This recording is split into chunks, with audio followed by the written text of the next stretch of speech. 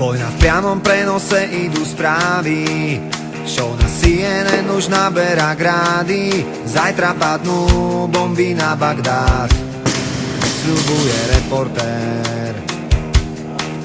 V záujme demokracie sa vraždí, život za ropu vraj vymení každý. Do očí klamú jedni aj druhí, kto je ten pravý.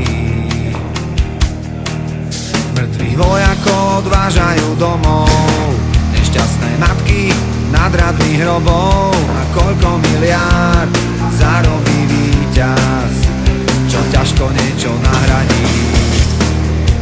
Vyhlásenia do zvedavých kamier, týchto pseudobojovníkov zámier. A zvyšok času sa predá na reklamu, tak aký je problém?